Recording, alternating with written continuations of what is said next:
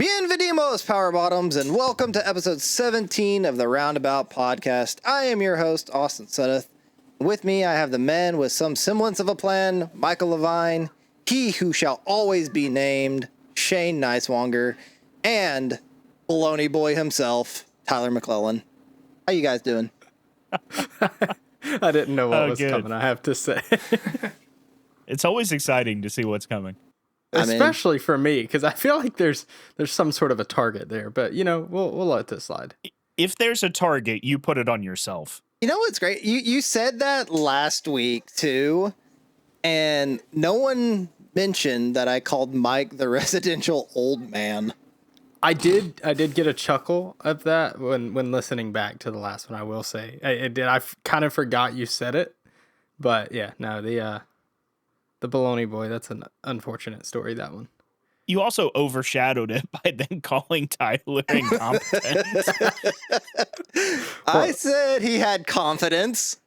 Yeah, I was going to ask what residential meant. Like, does that mean I just always stay home? Like, the old guy part's totally true, but I was trying to figure out what a residential old man was. He's a residential to roundabout. You are our old man. Fair enough. Speaking of, because I had this thought, and me and Mike actually had this conversation several streams ago of how we are getting old. And I had a moment this week with my wife that I was trying to think. So her birthday's coming up. She was in New York City. She got in today. So she left Wednesday night, came back this morning. And I bought her some birthday present stuff for her birthday coming up, and I've got it all hidden away. And then I had a thought of like another present afterwards. And I was like, well, do I really want to like include it with the stuff I've already bought for her birthday, or would it just be a nice gift elsewhere? And so what I did is I got that gift and I hid it, and I was like, all right, I crafted a text for her that was like this whole like scavenger hunt thing. But I was like, is there a way to schedule a text to go out at a future date? There is. Apparently that has been a thing. And I called her like the first day she was in New York, and we were just talking, saying hi. She was FaceTiming with Gray and just having a little family moment. And then I just started talking to her, and I said, hey, by the way, I got you something. I'm trying something new. I'm going to try scheduling a text so that it will go out, because I crafted it. It was a funny way of presenting it. And I was like, if I don't send this now or write it down, I'll forget it by the time she gets back. Yeah. And so I was like, I'll just going to write it down. But can I schedule? And I was like, yeah. And I found out you can schedule text. She goes, hey, you've been able to do that for a long time now. You have? And it was kind of one of those moments of like, am I just getting old, or has tech gone too far? Too far. Have they just included way too much that we'll never actually know everything that like our phone can do? Well, I almost think, so for one, I did not know that was a thing either. But two, I guess if what your point here is that tech maybe has gone too far to the point where we'll never know every feature, but it sounds like that this has been a thing for a while. So it's not some new revolutionary thing either. I don't know. I would like a tutorial on how to do that, though, because I feel like I could do some fun stuff with that. Yeah, and that was my thing. When she got home, I was like, you don't understand. Like, I've unlocked something for myself that I am going to mess with people with this. Like, I have found a new tool of enjoyment for myself. Apparently, you can do like many of them too. You can like schedule like as many as you want to go out at just random times to random people, and I'm like, okay, this is gonna be great. So, I guess my take on that would be, I think that's going too far. I can see the reason why you would schedule an email, for work purposes. But for most people in most applications where you're texting, I don't know, other than in your case, what you would schedule a text for. Like, the first thing that popped up in my mind is, like, I'm going to set it up to text my friend at, like, 3:30 in the morning to be annoying. Not Yeah, absolutely. I think it's intended for the opposite of that, but I do think that's how people would use it. But I do That's think, how I'm like, gonna I use think, it. I'd say I think it was originally designed as like, hey, it's 11:30 at night. I need to text my friend something that I, am going to forget otherwise. I'll schedule it to be delivered at 9 a.m. That way it doesn't wake them in the middle of the night. But then they also have like at least on iOS, they have like the away settings where you can just not get notifications and stuff. So then it's kind of like, well, do I need both of these? Do I need away and to be able to schedule a text for later? I don't know. So one thing, I'm glad you bring up the away settings because Grace was talking about this the other day. And so I know with a lot of those do not disturbs and stuff like that, and I know this is more for safety, but with a lot of those do not disturbs and certain modes to where you can't receive, or at least you won't be alerted, a lot of times the sender or the caller or whatever can simply press a button that will cause it to ring through anyways.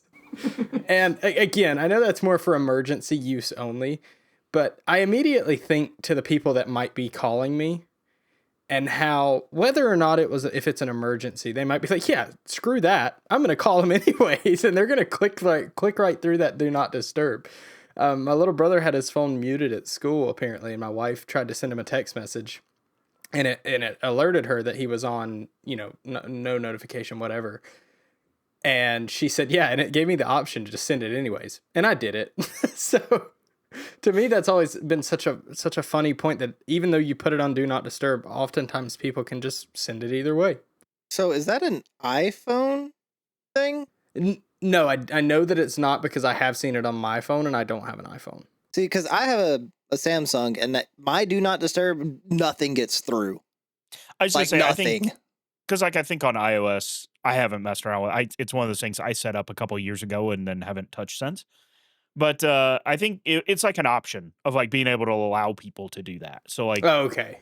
like I think for phone calls for iOS, it's like allow somebody, like if they call back within 1 minute, then it rings through or whatever, right? Like So stuff you like set that. parameters around to get around it.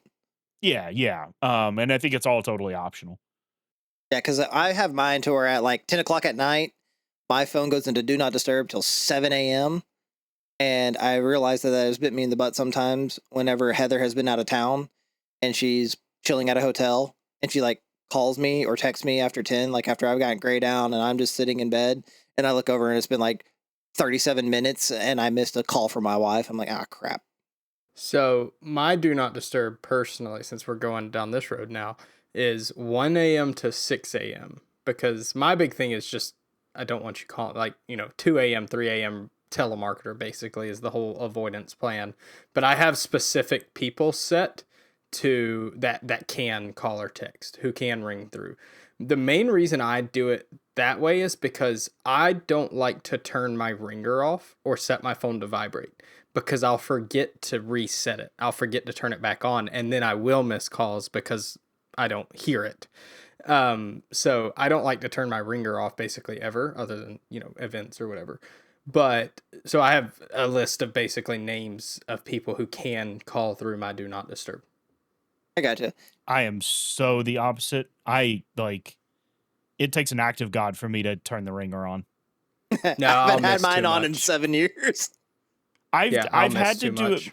I've had to do it more recently because I work from home. My habit is like I'll be sitting there and I'll set my phone over to the side on my desk while I'm working, and then Kendall will call and I didn't feel the vibrations because I'm either playing a game that with vibration or driving on the sim rig or whatever for work.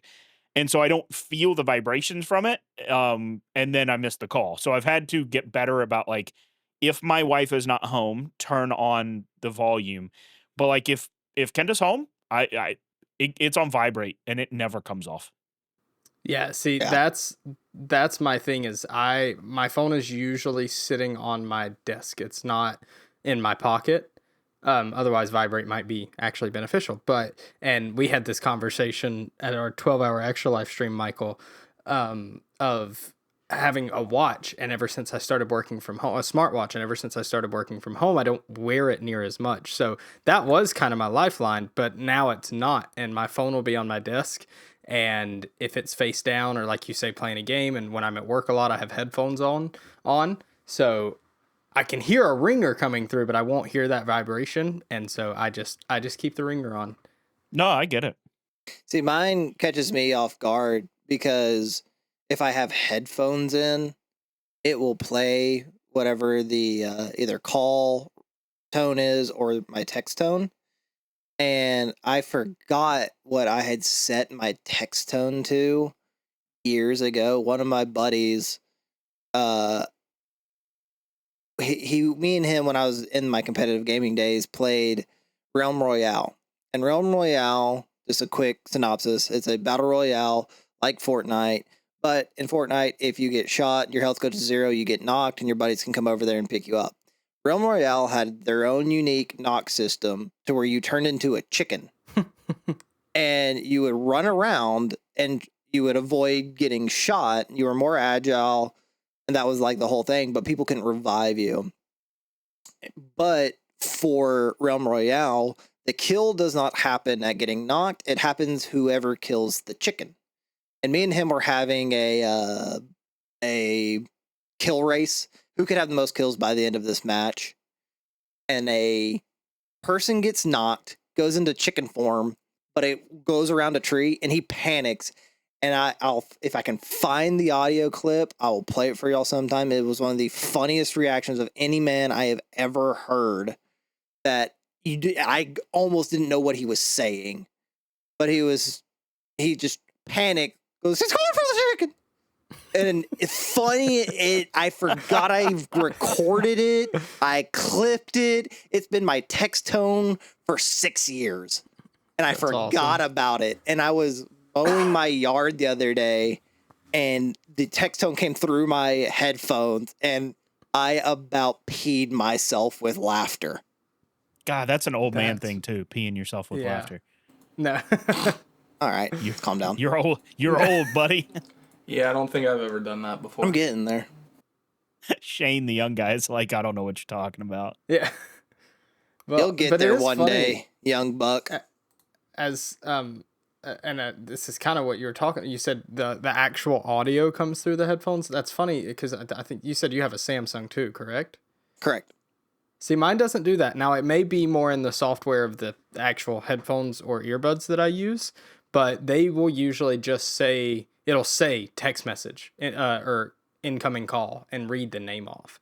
Now, granted, my earbuds that I use are the actual, like the Samsung Galaxy Buds, so there's a lot of integration there. So maybe that's why. But yeah, it doesn't ever play the actual tone. It will... it'll say it. Now, something that drives me nuts, and Shane and Michael, and if anybody's in a group message, and I don't mean a text message group message, but like a Facebook Messenger group message, it drives me up a wall when I'm in the car and my phone is connected to Bluetooth and I'm listening to a podcast or music or whatever. If a message from a Facebook Messenger group chat comes through, it will drop the volume of my music just a little bit. Not a lot, just a little bit for like a second and a half. And it irks my nerves. And I have tried every solution. I've tried putting my phone on vibrate. I've tried muting it completely. The only thing that works is to completely turn off Messenger notifications as a whole. I don't know if your phone does this too. That's bizarre because I've never had that issue. I have that. Never had that issue. If I don't silence my phone, I get the notification and it comes through on the car. If I put it on silent, it doesn't even cut out the audio of whatever I'm listening to. The worst thing I had is I bought that iPad to replace a laptop, and it has Messenger on it, and I keep it near on a table by my bed, and somebody late at night will text our group chat, and not only do I get it on my phone, I now get it twice through the iPad. And it's driving me crazy. So you can turn that off. As an iOS guy, I can tell you can turn it off where it doesn't go to your iPad. You also can go into the settings and turn it off where it doesn't announce. Like you can set it where it doesn't announce certain things. Because like I do the same thing when I'm mowing the yard or whatever. I have my AirPods in, and I have it like I had to turn it off one day because I'm mowing, I'm listening to a podcast, and then the Six Homies Facebook chat starts going crazy, and I can't hear my podcast because every 5 seconds it's a new notification coming in. So I had to go in and tell it, like, don't tell me I'm getting these in my AirPods. And that changed it for me. And then like I said, you can also change it where it doesn't share the messages with the iPad. Yeah, I need to look into that. The only issue I have is specifically when it's connected to my car. I don't know why that is. I have yet to figure it out, but maybe it's because it's prioritizing it as as a Bluetooth source for calls instead of for media. I don't know, even though it does both, because Samsung does differentiate. I'm sure iOS does too. It's just you can see which one it's connected for. But yeah, it's one of those things that it bothers the heck out of me, and it has for years at this point in multiple different cars. But I've yet to take the actual time to figure it out. I think I did look it up at one point, and that's where somebody said you can silence your phone and it won't come through on one of the Samsung forums or whatever, but that didn't work for me. I wonder if it's a car setting. I don't know. It's interesting. I doubt it because I know my car doesn't have that many settings. You would think that wouldn't be at the control of the So you don't have a smart vehicle. car? No, my car is dumb. We like dumb cars. Yeah. Speaking of car settings, does anybody use the adaptive sound No. relative to your speed? I hate that. That is maybe the most useless I thing. do, but it does nothing. Oh, mine, it will actively turn it down, and I hate it. So I had to figure out how to turn it off. So working on the car lot like that, that's what I would always hook my Bluetooth up to vehicles just to make sure it all worked and everything like that, which is a dangerous game, might I add, when you're chilling in the office at work and then all of a sudden the audio of the video you're watching while you're slacking cuts out and you see Bluetooth connected and you don't know who just got the back half of the video you were watching in your office. But either way, yeah, I've tried that on multiple different makes and models. Some of them, Austin, to what you say, it just barely does anything. But all of the ones that I found that it actually does something, it's so inconsistent and it will get ungodly loud. So like you'll go 25 miles an hour and I guess the car thinks, oh, we're moving. We got to cover up this sound. And so it just starts road noise is blasting crazy. Yeah. So yeah, turn that off. Anybody who's listening, if you have that on, turn it off. I promise you it's not helping you. Tell me if this comes through, by the way. Yeah. All right, yeah, found it. Sorry, I've been looking for that because I needed that audio clip again. How good did I do on that recreation? I felt like I nailed it. Yeah, I thought That was pretty solid. Yeah. I thought it was you again. Yeah, Thank that was you. pretty solid. Awesome. Sorry, I just had a hyperfixation moment about finding that audio clip on my computer. Should make sure you send it to me so I can cleanly cut it into the episode. It should come through my Audacity. Yeah, just in case. I'm curious, you talking about clipping that sound. Do any of you use any of the programs or features that will, I know there's a bunch of different variations of these, but some of them make it easy to where you can just press a button and it will clip like the last 30 seconds of a game you're playing or whatever. And I know there's some of them, I believe the SteelSeries program can do this, to where it will pick up your basically, I don't know if it just does it on audio level, but your excitement. Like if you react into your mic about something, it will automatically clip that moment. Yeah, SteelSeries has recorded a bunch of not audio. Well, it has the audio, but also the gameplay of me getting very angry. It knows when I get angry. Yeah, I'm just curious if any of you use any of that. Well, Shane, it sounds like you do because I hate all of it. I hate it. that's fair. I've had so many problems with SteelSeries. I like the idea of it, and maybe I'm doing something wrong, but like right now there's a slider on my my headset for game and I forget what the chat. So like I could have a video that goes through the game feed and then turn that down so like I could hear us talking. Mm-hmm. It has quit working. I know there's a firmware update, but I don't think missing one firmware update would break that. And then half the time, like, I have to start the program. I can't just turn on my headphones. I have to turn on the program or my headphones, go into the program, and then hope it works. And I figured it out, but like there's like a routine I have to do where to turn on the computer, log in, open the SteelSeries app, and then turn on my headset to get everything to work correctly. And kind of, I just want a headset that does, plays audio, not 18 other things, and then it breaks and the headphones quit working too. Isn't it funny that the things we'll put up with?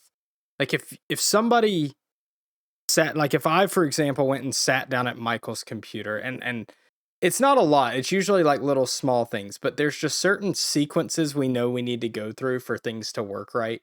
Or you know, that one program that that is on startup that you never need right away, and you just close it. And this may not be y'all. I may be the only one that does this, but I'll have a program that opens on startup, and I will continue to close it for weeks before I finally am like, why have I not gone in and just turned this off?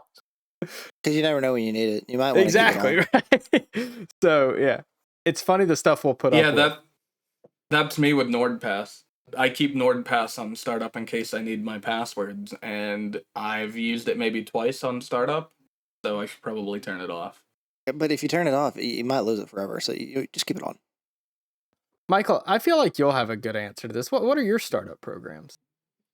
It's a good question because I don't turn my computer off all that often. Yeah, I'm terrible. Y'all are turn it off. psychos. Give I it a turn mine break. off every night. So let me clarify. My personal PC, yes. My work computer, no, it stays on most nights. I'm going to pivot from Bad. that. How long do you get the notifications that Java needs an update before you actually run it? Oh baby, I think I still have one deleted from Java 2016. like 2 years ago. If Java's working, don't update It it. ain't fixed, or if it ain't broke, don't You run fix into a problem, then update it. When was the last program that actually needed Java? Minecraft. I haven't played Minecraft, so that explains why. Yeah. I don't remember what else. There was something else that I needed Java for. Some scripting thing. But yeah, I went to go see what I have in startup, and it popped up and said that I have a Java update that I've been ignoring awesome. for probably 3 months. Attaboy. And I don't know, and I will say, I also don't know when the last time I used Java was. Like, I haven't played Minecraft on this machine in, I don't know, months. I got into a Minecraft kick recently. That's what I'm saying. You don't need Java.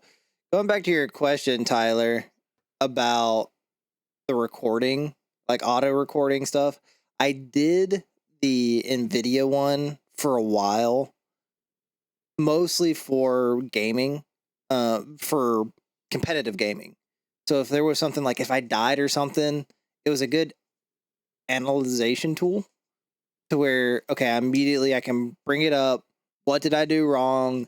How do I do it better? What options? Because I am one of those people for sure.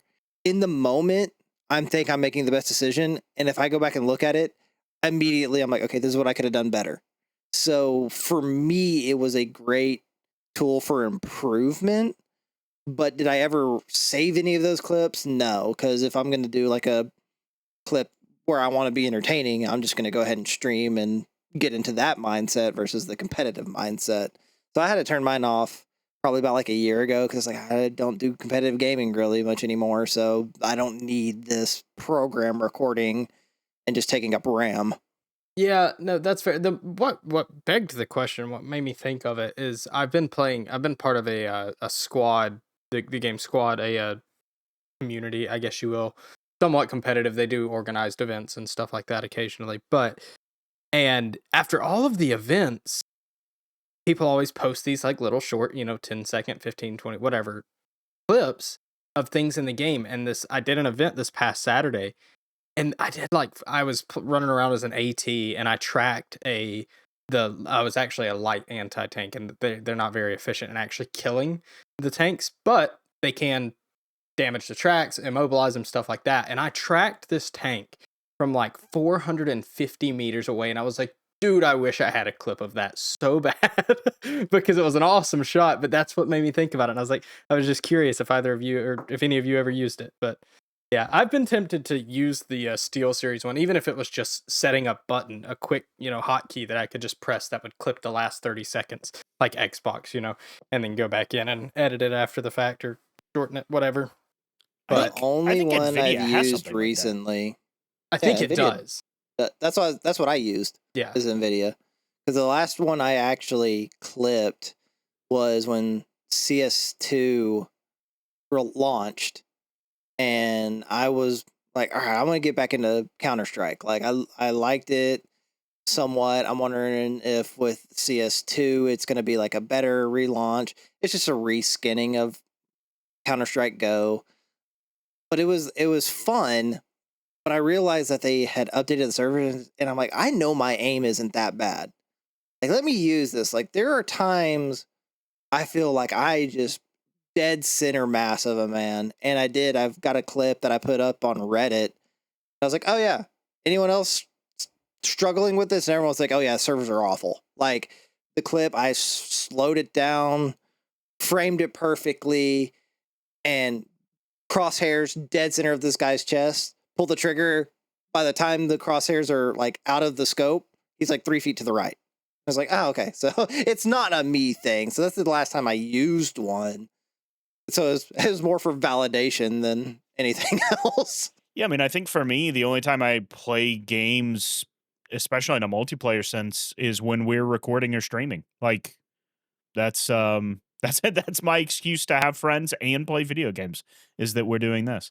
Yeah, no, that's fair. And I'm curious. Y'all might know the answer to this. So when people in Twitch streamers, bigger ones, when they tell their chat to clip something, is that a feature within Twitch?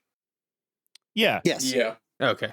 So like when we're streaming, YouTube does it too. Yeah, YouTube does it too. But yeah, when we're streaming, like you could, like if something crazy happened in rematch, you could go clip it off my channel, and then we have it. Yeah, I'm glad we're continuing this conversation of things I did not know that it could do, but has always been there. For me, the phone thing, going back to the phone scheduling text, I mean, clipping for Twitch is actually one of its biggest used features, but yet Tyler doesn't use it. It's one of those, Mike, you might know this. I forget exactly what circulated this idea, but for me, it was actually learning Blender. But I kept hearing it a lot between video producing and 3D modeling, that for most programs, they are designed with the 80-20 rule. I think it's actually 20-80 rule, where 20% of the time you're using 80% of the time you're only using 20% of the features. Yeah, I think that's probably accurate. And I realized whenever I was doing video editing, that was the case. Because I remember one day I was like, okay, I'm going to actually see if I can branch out and add something to video editing. And I just like got lost in the weeds. I'm like, I'm never going to use there's like 3 tabs I'm never going to use. Whenever I was trying to do 3D modeling, there's probably about 90% of the features that I was never going to use. But it was actually, a lot of programs are designed that way, that there are what people say they are intended use, and then they have all these other things kind of as like fluff to say, look at what we could do, look at what we're capable of, but you don't actually need it. Yeah, like some of it's that, some of it, like some of them are just meant to be like a full stack, vertical slice software, right? Like a one stop does it all. But most people don't do, does it all, right? So like, for example, when we do Let's Plays and things, I record it in DaVinci Resolve, right? I edit it in DaVinci Resolve. And, that is a powerful, like Hollywood capable video editor. We don't use that kind of stuff, but in order to make themselves kind of this, one stop, this is the only software you need, they have all the features. But yeah, like we just don't, versus like an Adobe, right? Adobe splits off their stuff into various software. So like what you can do in DaVinci with one program, Adobe breaks up into like 3 different software. So, it's just like it's it's company philosophy. But yeah, I mean, it's, I think there tends to be things that, the majority of this is for basic use. And then we have stuff that appeases the power users or a certain niche of our user base. And most users are never get there. Happens with every software for sure. I got you. I gotta call attention to Shane here. Shane, what did Yeah, you just post? Yeah. Speaking about tech that nobody wants or tech going too far, Samsung is going to start rolling out a program to show people advertisements on their $1,800 smart fridge because everybody wants that. Is it gonna not let me get my milk and I gotta like watch That was through the my ad? first. I probably could. It has locks on the door. They're long form ads too, not like YouTube skip after 5 seconds. Right. The fridge that you own locks you out of getting milk Yeah. until you watch an ad. Please watch this short advertisement before grabbing your snack. To avoid ads in the future, subscribe to Samsung Fridge Plus for $1,800 a month. Right. Yeah, like, it'd be one Pay thing- a premium. How do I get the fridge without the ads? Yeah, it would be one thing if it actually made the cost of the fridge cheaper. Of like, hey, we're making a super affordable refrigerator. You can buy this refrigerator for $400. Oh, but by the way, it does come with ads. Right. But it's not. They're not. It's not making anything about that experience cheaper for the end user. No, Right. I mean, so everyone just likes ads. I think people just appreciate ads, right? well, and it's funny because you always see these sci-fi movies that are years and years in the future that aren't. Let's exclude warfare sci-fi movies from this, but that's the thing you always see is there's just like floating billboards and advertisement, and they're walking through their houses and there's advertisements and stuff. This is the start, boys. This is where when you open up your fridge and see an advertisement for Skyrizi. No, this already started. What? This started, 2 or 3 years ago? Who was it? Audi? Or I forget the car manufacturer. That you had to pay a subscription for heated seats? Isn't that So, BMW? I was gonna say, I'm pretty sure it was Yeah, BMW, maybe it was but I think BMW. Audi tried Yeah. something similar. I will tell you that is what the Tesla model is going towards. From what I understand, so just take the Model S for example. Every Model S is equipped with all of the equipment, Right. but unless you pay for it, you don't get access to it. And some of those are subscription based. I'm pretty sure the self-driving, for anybody that didn't buy it earlier and basically get grandfathered in, I'm pretty sure the self-driving is going to a subscription-based basically system. Yeah. Well, before what it was, when they first launched, it was there, but then you would pay a premium on top. It wasn't a subscription. It was like you pay like a one-time like 5 or 10 grand fee. Yeah. And that just unlocks everything. But yeah, going from that to a subscription, I mean, it's kind of like video editing softwares used to be. You would get a base version and then you could pay to get the premium versions. Now everything is subscription based. Mm-hmm. Well, and I want you to know, we all did this to ourselves. I didn't do this to myself. We all started with Netflix. I know it didn't start with Netflix, but it started with the streaming services. Then it went into the gaming, and now our cars are going to be subscription based. I just want to pay a one-time fee for the things I want and then be happy with it. I do the I'm about to not do the subscription to Xbox anymore because they screwed the pooch on that one. Well, let me ask you though, with the price of new games, is it like, are they not almost driving you towards it? I mean, No. take Battlefield 6 for example. That's an $80 game. Yeah, but it's $80 once, and you'll play it for more than 3 months. Right. I had this conversation with someone a while ago. Do people not realize games have always been expensive? Not this expensive. You're talking. Yes. What were they? They were $50. You're talking about a Sega Genesis game that was $50 No. back then. I remember Xbox 360. You could buy Black Ops 2, Advanced Warfare. Those games were $49.99 when they first released. You are crazy Right. because Not by then. they were 60. They were 60 back then. No, I thought they were $49.99. But nonetheless, we're talking a $20 increase in the last 10 years. Yeah, But but you that's also- that's what I'm less saying. that's less than inflation rate. That's less than inflation. Fair. I'm talking about Sega Genesis days. You would get a game. Back then, there was no internet, so you didn't know what people reviewed this game is. You sit there and said, I like the movie Lion King. They made a Lion King game. Let me play the Lion King game. And then it frustrates you for the next 25 years of your life because it's the most impossible game to play, notoriously. But you paid $50 back then for that game that you could, if you know all the secrets and know how it's going to screw you, you could beat in 20 minutes. Yeah, I would also think- argue value per dollar is significantly higher these days than it ever was back then. Yeah. I feel like PC gaming has also ruined it for me or spoiled me a little bit. Just because oftentimes games are cheaper. Now, it's because there's a lot, you can get a lot of those smaller, more, what's the word I'm looking for? Smaller Indie developer type developers. games. Yeah, indie games, stuff like that. That are just as good, honest to God, usually better than most of the major releases these days. But, I was thinking about this. Like, I brought up Battlefield 6. EA Play Pro is like $16.99 a month. Now, this just so happens to, this is my situation. In the last 3 months, less than that, I think, I've bought EA FC 26, the new FIFA. It's not FIFA anymore.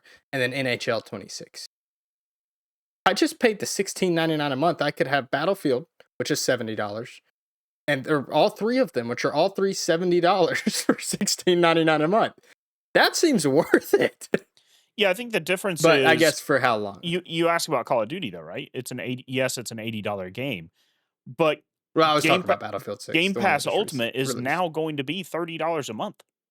So in 3 Yeah, months I still of think it, it's you've worth paid my more. money because I don't know. I don't 100% disagree. I won't go away from it completely, but I'm not going to pay $30 a month. Right. I will drop to the premium level and continue to pay $18 a month like I was before.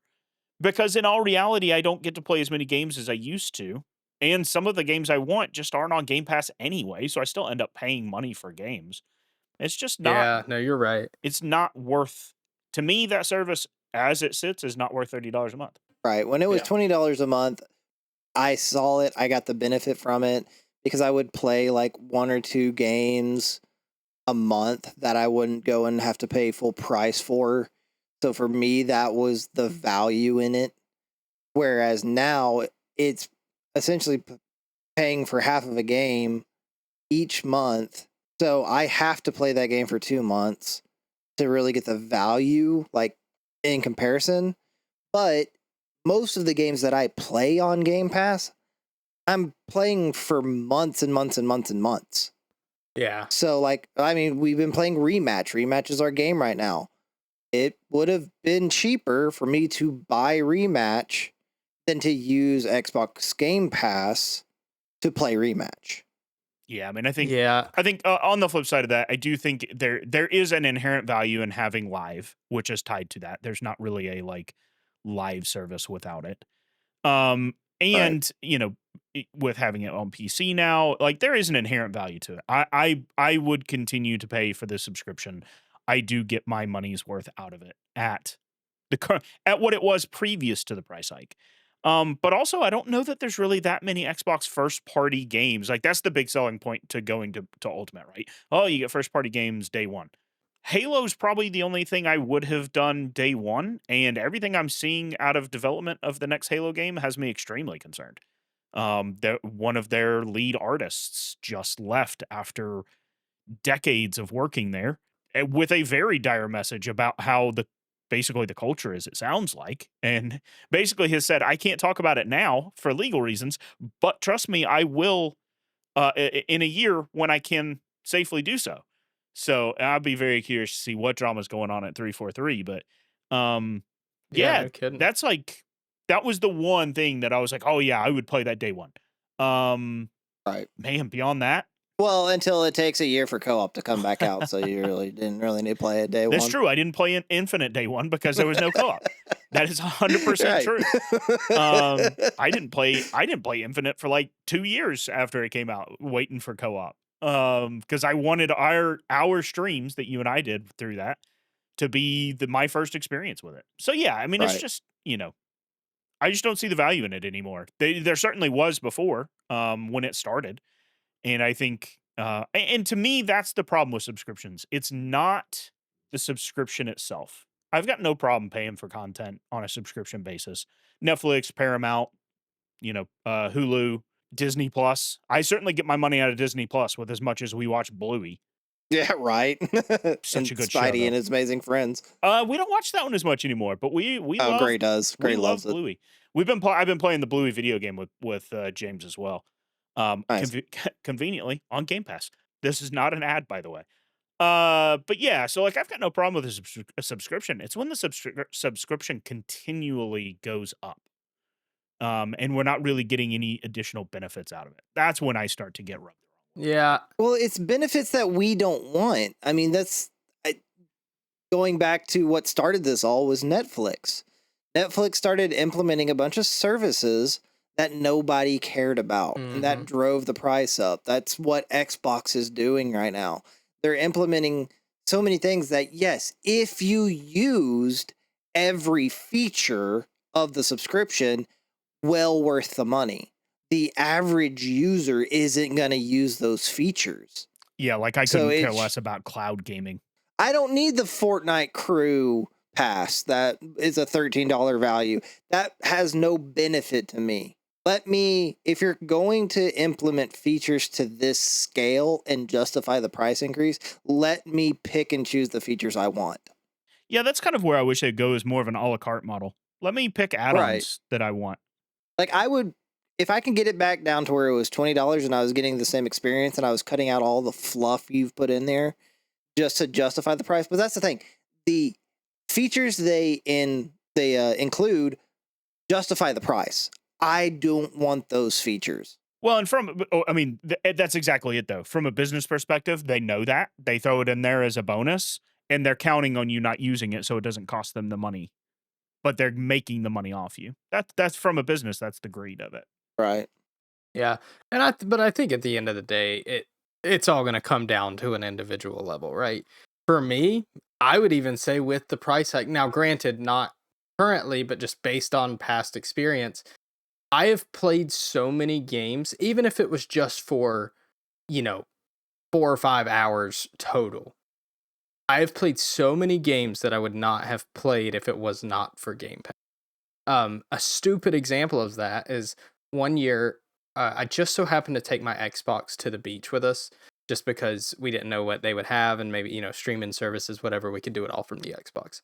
And I just so happened to take it. Well, we ended up getting bad weather while we were at the beach. And one day I look on Game Pass, just browsing through the games, and found the Goat Simulator. I don't know if any of you ever messed with that game. Heck yeah. We sat on the couch at the beach for every bit of like 6 hours, like over the course of a couple days, just playing Goat Simulator, running around doing stupid stuff.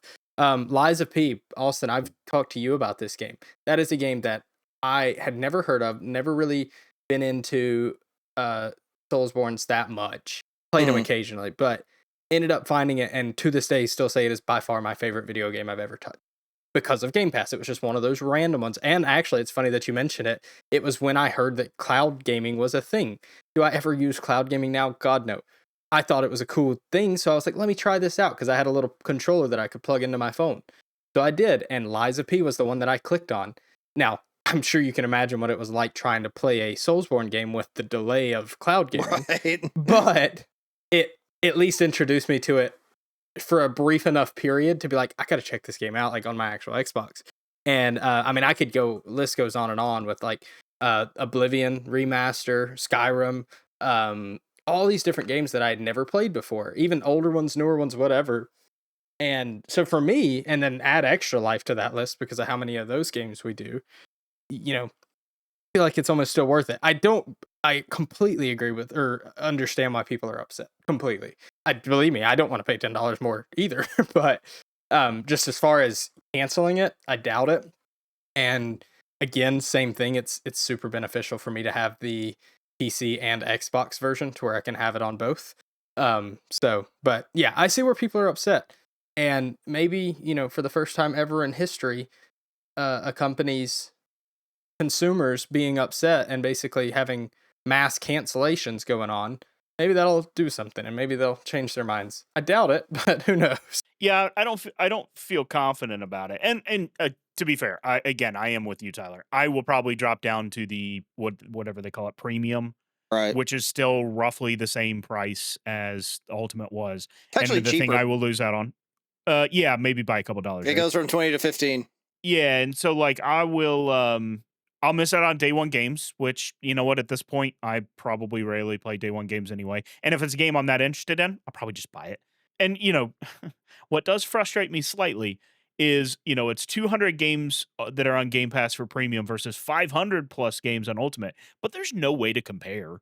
So I'm just going to have to go down and see what games I lose access to and if that's important enough for me to go back to Ultimate. But yeah, I don't know. I'm just not. Like I'm with you. There's a ton of games. Like I've been way into Power Wash Simulator. I have been playing my the brother heck out downloaded of that one at one point. It is so much fun. In like a very relaxing sense. Yeah, Like it's yeah. the game I play at night to get ready to go to bed. That's fine. Something about doing manual labor without doing the manual labor is it's so relaxing. It's a lot of fun. I'm working my way through the DLC now, trying to get it done because on the 23rd, the next one comes out. Power Wash Simulator 2 comes out. Oh, awesome. And I will probably play that as well. So yeah, like, like I never would have paid money for that without trying it on Game Pass. So I agree. There's a massive inherent value in it for me. But to Austin's point, not at $30 a month. I don't find that much. Yeah, and I mean, inherent value in it. I guess that $10 increase. I mean, that it does take it to another level. And again, like I like to see smaller, and for smaller game companies and stuff, it's huge. It's an awesome thing to get people to experience your games. But just like anything else, the big ones with money, like you brought up that Fortnite add-on, whatever, I don't even know what it was or what that is. But at the end of the day, those are the ones who Xbox, Microsoft, whoever is going to try to lean towards, right? They're the ones that are going to be able to offer the big money. And for what it's worth, like the Lies of P game, I would have never found it if it wasn't for Game Pass. And even before it left Game Pass, I bought the game just because I felt like those people deserved the money, because that game, I played so much of that game and loved it, and I would support that those creators in whatever way I could. But again, this conversation, you could go 100 different ways with it. It's frustrating to see it increase. But Shane, I didn't mean to cut you off there. I heard you start. Oh no, we started talking about Game Pass, and I went through on PC. I was going through the list. I don't know why I've been paying for it the whole time. Like, most of the games that are on there, that I'm interested in playing, I already own. When Microsoft bought Bethesda, I already own all the Fallout games. So that doesn't do anything for me. On PC, I don't get access to NHL. Like, I know EA has a deal with Microsoft. I don't get access to NHL, so I still have to pay for that. And then on the Xbox side of Game Pass, they took off MLB. I think this was the first year where that wasn't included in Game Pass. So other than it gives me access to Xbox Live, I don't know why I've been paying for it. So my newest thing, and I told Mike he didn't realize what he had done to me when he said this. He said this offhanded at our 12-hour. Actually, before the 12-hour, when I was just hanging out, he made the statement that he has finally passed my gamer score. I had, yeah. After 7 years of being behind me, which I forgot gamer score was even a thing. Now you've got me curious on what my gamer score is. It's the main thing. Yeah, it's the main thing tying me to the Xbox ecosystem. Is gamer score and achievements. I love achievements. He says this offhand to me. I spent so many nights downloading the crappiest Game Pass games to try and boost my gamer score to pass. That's toxic. You're just doing shitty boosting. I passed it playing games that were legitimately good. Okay, well, one of them was fun. One was in my realm of games, and they just had more content to it, so I'm gonna go back and play it again. There's like 3 or 4 games on here that I had no intention of ever playing that are truly horrible games, but it's like I can get some gamer score, and now he's playing Power Wash Simulator, which has like that has like 2,000 gamer score that you can get relatively easy, and he's passed me again. 2080. Yeah, 2080, and you've passed me again. So Yeah, I'm going to at be 1040. downloading probably Power Wash Simulator to catch back up. Well, I just clicked on it's on the Xbox, like on the PC, that app to see what mine was, and it brought me to another point. Since we're on the role of just trashing Xbox and Microsoft at this point, their reward system. I remember when that first came out, and I got a notification on my Xbox, like when I bought a game, it was like, you got 50 reward points for this. Save up 1,400 more to get a $1.25 gift card. Like, what kind of weak ass excuse my language, for a reward system is that? I have bought plenty of games, and I am not even halfway to the $3 card. See, what it is you also tie it to you log into Bing and use Bing as your search engine for 17 years. And then you log in one day and realize, oh, I have 500,000 points I can use. And then you get like, I paid for an Xbox Series S strictly out of gift cards that I bought, or that I got through the rewards program. Well, fair enough. See, I'm a psychopath, and I use it for their gambling. You brought up gamer score, and I'm on the Xbox app on my computer. I can't find where they're hiding gamer score. I can see it for every individual. Oh wait, it's right there at the top. You do your view profile. Yeah. Okay. Yeah. What are you? I was in the profile, but I'm at 50,500. Yeah. Okay. Wait. So in the Xbox, in the PC one, where is it? Because I'm. So you in go my to the profile, top left, and then you do view profile. And it's It's right very above small. the top. It's right above your top game. Yeah. Oh, they have it. They have it very small on the page. Yeah, because they know that doesn't matter to people anymore.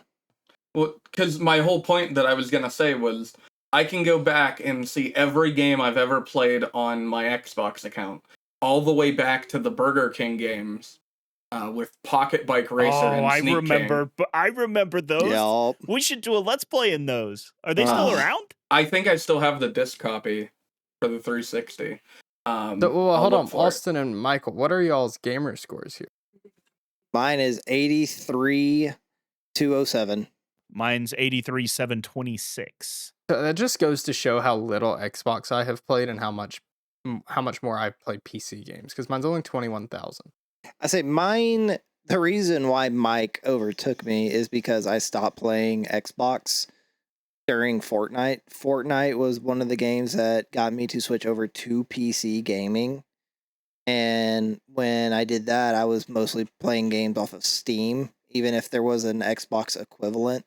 I got Game Pass 1 year at Extra Life and kept it, and then realized that they did start implementing more and more popular games like Call of Duty. I haven't paid for a Call of Duty game in several years, and I just play it with Xbox.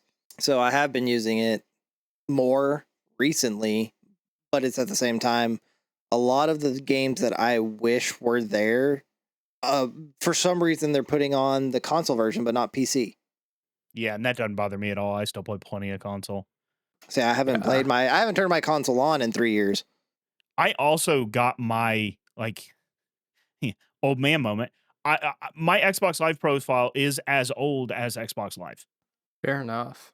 When did they start Xbox Live? Is mine? I think mine is too. I have achievements in Unreal Tournament 3 and PGR 3, BioShock, Left 4 Dead. BioShock, God, what a game. Holy crap. Speaking of Left 4 Dead, so I don't know if y'all remember, because, I'm an old man and I remember this was some of the fun things we used to do, is go back and watch like dev diaries from different developers. So one of the things they had in Left 4 Dead 2 in particular was something called the AI Director, where it basically watched how well you were doing in a level and adjusted the number and rate of zombies and special zombies to make it easier or more difficult depending on how well or poorly you were doing. That Jump Space game that we've been talking about wanting to jump into, same thing. It has an AI director inspired by Left 4 Dead that makes the game easier or more difficult depending on how you're doing on a mission. That is so exciting to me because it works so well in Left 4 Dead. And like it really made every run through Left 4 Dead so unique.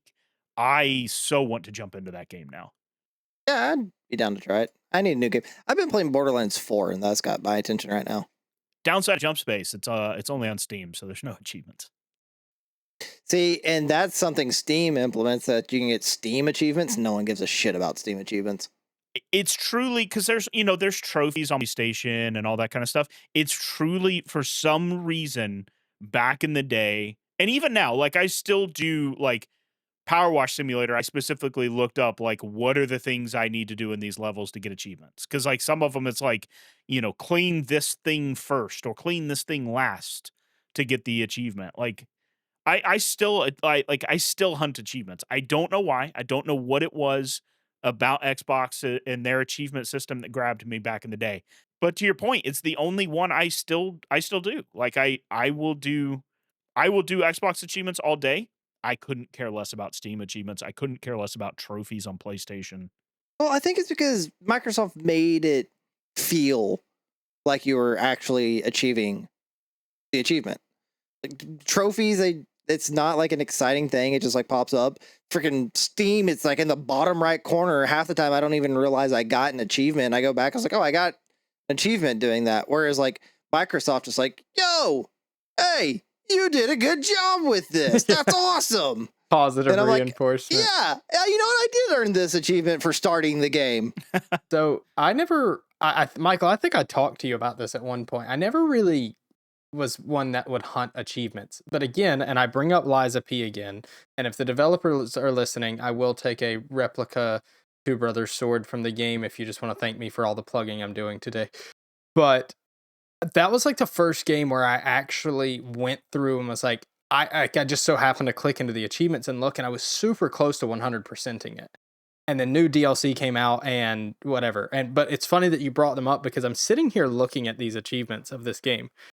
And I notice on all of them, and I don't know how long this has been a thing, but they have a percentage of the gamers who have unlocked this, which are really funny if you actually like go in and pay attention to those, right? Because like, for example, Austin, you've played Soulsborne's game, so you'll get this. The Stargazers are like the campfires or bonfires of Dark Souls. And so obviously, early on, like that's like one of the first things you do is you unlock one of those. And in this one, it's repair a Stargazer. Only 57% of gamers have unlocked this. So you're telling me half the people that got this game didn't even do like the first goal of the game, which is to get to the first checkpoint? So I will say, I think that is one thing Game Pass has skewed those numbers. That's fair. When Game Pass came out, people will be like, oh, I want to play that game, and they just download it because they don't have to pay for it, and then they never play it. I did that. I went on a string of doing that where I looked at my library one day, and when I got Game Pass, I was like, oh, I want to play this game. I want to play this game. I want to play this game. 60% of the games I never played. Yeah. And so I just like deleted them. I'm like, I don't need them. I'm not going to play them. I'm only going to download what I need. And I think Game Pass did hurt that percentage a lot. My thing is looking at ones where it's like, how do people get this achievement but miss this one? Like, here's one that's like a 2 steps into the game achievement people just blew past and never got. But yet they've got like one of the hardest achievements in the game to get. It's like we're all just so focused on trying to get the hardest thing that you forgot, there's a progression here. Yeah. Those ones always make me laugh. Yeah, like, did you not even do it on accident? Right. Well, but it does make you feel good with these skewed numbers of like this one right here that only 0.2% or 0.2% of players unlocked this. I'm like, yeah, I'm in the upper echelon, dog. Absolutely. I was like, Xbox has always done a good job of making me feel like that achievement had weight. Whereas I have a PlayStation. Trophies didn't make me feel that way. Steam, I don't even know why they have it implemented. It's a tiny little card in the bottom right corner that you can barely even see that I have to squint to read what I earned. And I just end up going into the Steam page later and be like, what did I do? Like, it's just, there's no feeling behind it. Whereas, like, Xbox has always had that, like, you've got the sounder, you've got a huge banner that celebrates. And it's like, yeah, that's something they did well with. I do wonder on the Steam side, and we do need to wrap up soon, but I do want to continue this for a moment. I do wonder on the Steam side if that is something that can be controlled by the developer. I don't remember what game I was playing the other day on Steam, and got a Steam achievement, and it popped up like just off center to the left of the it was like vertically centered and horizontally just to the left of center on the screen. And that's where the Steam achievement notification popped up. And so I don't know if it's glitched or if they did that on purpose, and that's just something that most developers don't move. They just leave it in the default, but I didn't miss it. Like, it was like, oh, like, wow, I got an achievement right there. Yeah. Yeah, you definitely can adjust that. I'm almost positive, because I've moved some things around on Steam before in that sense. But like, even now I'm looking in Steam right now trying to find my achievements, and it's not just like clear cut how to get to them. Like some games like Total War, those types of games, I'm going to pay attention to achievements. The Hunter Call of the Wild, I have quite a few achievements there, but like, it's also different. It feels like there's just way more on some of these games. I don't know if that's a Steam thing or maybe just a game to game thing. Like the Hunter Call of the Wild has 160 achievements.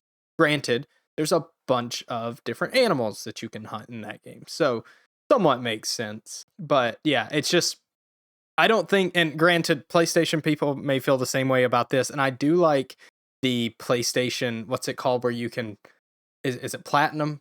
Yeah, the Platinum, if you get all the trophies. Yeah, where you can Platinum a game. That's a cool feature. That is one thing I wish Xbox had. Like, that's the only thing I would take from another platform is like, give us something that's like, you've done everything. Yeah, you did it.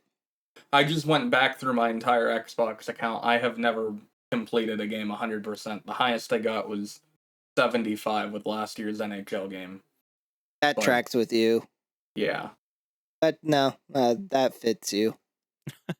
Well, I will say, having just more recently got into like single player, more story driven type games, when you talk about this, Michael, because I know this, and again, we had this conversation not too terribly long ago talking about, I think, Liza P actually, but it's one of those things that I'm so jealous of. I wish when I was younger, before, playing multiplayer Call of Duty and MW2 and all that, like, I wish I would have gotten into these types of games more, because I do remember getting certain achievements, and even just recently, within the last couple years, playing some of these games and actually grinding through them and getting some of these achievements. The feeling is so great, and I can only imagine how much better it would have been when I had all the time in the world to just grind through some of these single player games and 100% them and stuff like that. So it's almost, I know you have such a nostalgic reach to it. I feel like I missed out on the nostalgia of it, and it's one of those funny, like, reverse nostalgia feelings now. No, I get it. Do you think we could pay therapists to write a psych eval based on our game performances? Do you think we could get like a therapist to evaluate Shane's lack of completion and write a full psych eval on how that translates to his relationships in real life? I mean, isn't that something your wife can do?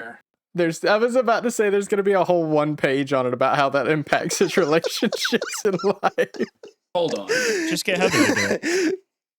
Oh, yeah, but she'll actually want money. I take back what I said about NHL. It was MLB 21. I am 3 achievements away from... Or no, it wasn't. Where did it go? I was looking at it. It was one of the MLB games. I'm 3 achievements away. One was like, you had to load the bases with no out, and then strike out the next 3 batters. And then 2 random things that like you would never do. So I've basically beaten that game. No. Basically doesn't count. Sounds like we need to do a live stream or a let's play of watching Shane complete his first game. An intervention. I agree. Complete, yeah, his first 100%. MLB 24. I spent 9 days playing that game, and I'm missing using a single pitcher to complete a game with under 100 pitches in a full 9-inning game. win by 24 or more runs, and with bases loaded and nobody out, strike out 3 batters in a row to end the inning. This is so. In looking through some of these games and achievements and stuff, this is something cool. Austin, you may, or both Austin and Michael, this might be fun for you guys to do. You can go to all games and then sort by completion percentage in Steam. Yeah. That'll show you your top games first. Funnily enough, my first one's Rocket League, which makes sense. I have almost 2,000 hours in Rocket League. But my second one is Slapshot Rebound. If anybody, I know Shane knows what that is. But that's my highest completion percentage, which is hilarious because I feel like we didn't play much of that. And then PUBG.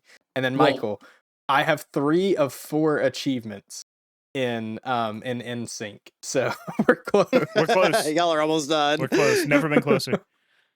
I need to. Yeah, I'm gonna start working on part 4 of that soon. Did we record that already? Yeah, we recorded part 4. Oh, cool. Tyler, Slapshot Rebound is the game I'm closest to completing on Steam.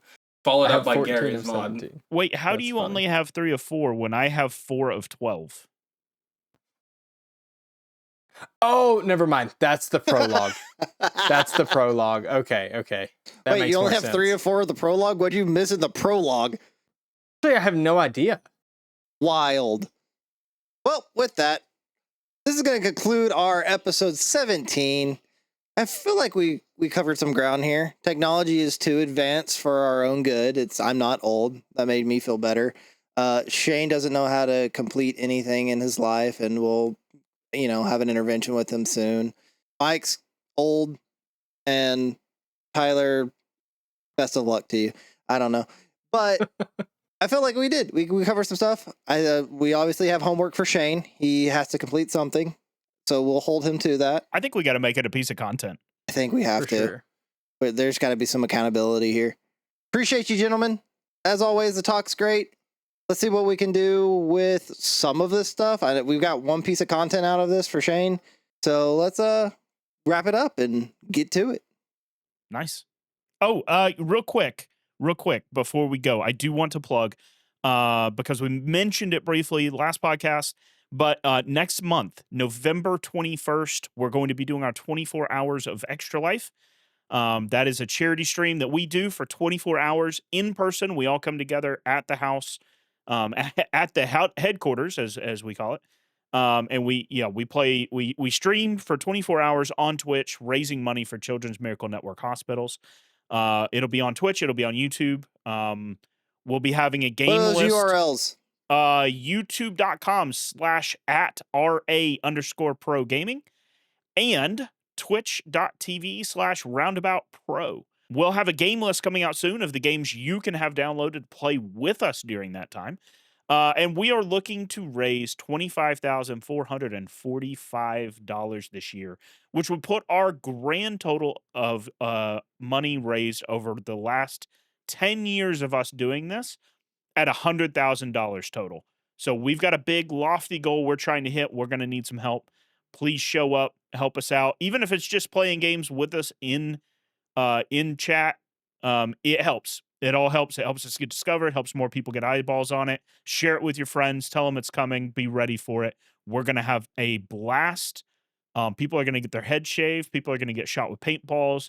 It's going to be a really good time. You're not going to want to miss it.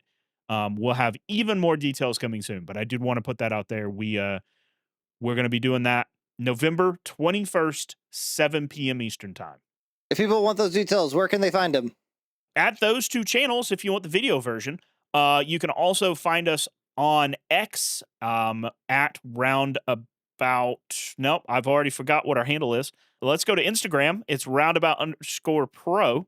We are at RA_pro gaming on X and I think Blue Sky and Threads and all that kind of stuff. We're also on Facebook, Roundabout Gaming. So you've got a ton of places to find us. The link should be also wherever you're finding this podcast. There should be links to our social medias as well. I also may work on bringing the website back. Feels like a weird one, but You had a we need website? yeah, we had a website back in the day, and then I shut it down for a while because it was well out of date. So maybe I'll bring that back as a way for people to find this and us and everything else. But yeah, rate, subscribe, like, all the things, 5 stars if you would. It helps us get discovered, and helps us, at the end of the day, helps us just bring more eyeballs to our fundraising, because that's really the main reason we all do this, is raising money for Extra Life. So yeah, help us get discovered. Tell your friends about this podcast. Tell your enemies about this podcast. You might not like us very much, and that's okay. We're comfortable with that. Tell your enemies. Make them listen to us. That's cool too. All right. Send us your most hated people. They will hate this podcast. Let's do it. I mean, if you like us, send us the people you like. If you hate us, send us the people you hate. Either way, it works. Shane, as a near completionist, how would you end this? By ending right now and getting the last achievement. Sounds good. We'll see y'all later. Bye. Bye.